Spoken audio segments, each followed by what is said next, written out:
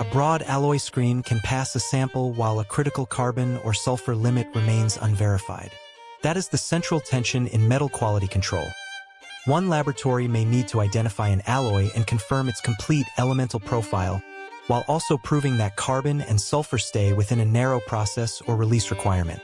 Optical emission spectrometry and dedicated carbon-sulfur analysis address these questions through different physical methods, so treating them as interchangeable can leave gaps in coverage or create unnecessary duplicate testing. OES provides breadth. In a Spark-based workflow, it can support incoming inspection, grade sorting, melt correction, and final verification across several metallic elements. Operators can use it to assess whether a stainless, low alloy, tool steel, copper, or aluminum family is plausible, while also flagging unexpected elements. This makes OES valuable at receiving docks, in melt shops, and during final inspection, particularly when sample geometry and surface preparation can be standardized across product grades. That broad capability does not automatically satisfy every carbon and sulfur requirement. Results may depend on calibration design, alloy matrix, sample surface, and the specification being applied. When a narrow limit controls release, or when an unexpected result could affect production, the laboratory should compare the OES result with a suitable reference method. The question is not whether OES can provide carbon or sulfur data in some applications, but whether its validated performance is adequate for the specific decision. A dedicated carbon-sulfur analyzer focuses on that decision.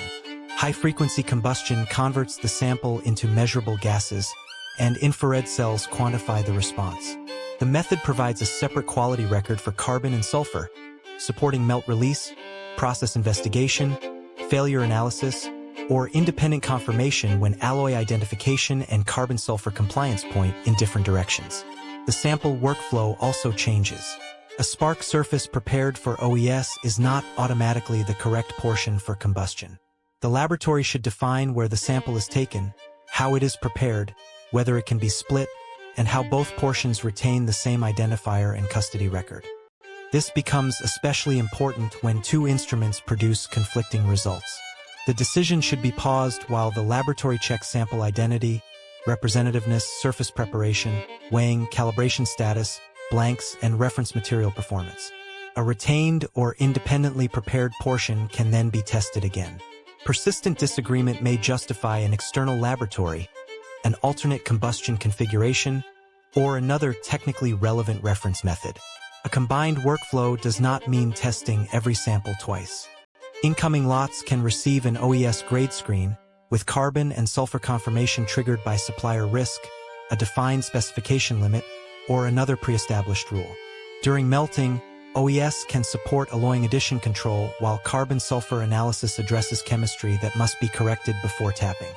For final release, the laboratory should state clearly whether each method is a screening, release, supporting, or troubleshooting method for every product family. The JIEBO CS996 offers a dedicated high-frequency infrared combustion option for this type of laboratory arrangement. Its described configuration includes a 0.5 gram standard sample, a 25 to 60 second analysis time, carbon and sulfur ranges beginning at 0.0001%, and the WF-L88 high-frequency automatic inductive combustion furnace. The listed low and high carbon analysis pools, together with an optional high sulfur pool, may support different material checks. The practical procurement question is whether each pool has documented calibration, changeover instructions, blank checks, and reference material records. The strongest buying decision starts with workload and decision ownership. Consider multi-element coverage, dedicated carbon-sulfur need, throughput, traceability, integration, service, training, consumables, maintenance, and downtime planning. Define the routing table before instruments are purchased, then review it against real sample data. Track confirmation frequency, agreement between methods, investigation time, and bottlenecks. The most capable combined laboratory is not the one with the most instruments. It is the one that can explain why each result exists, which method produced it, and what operational decision that result controls.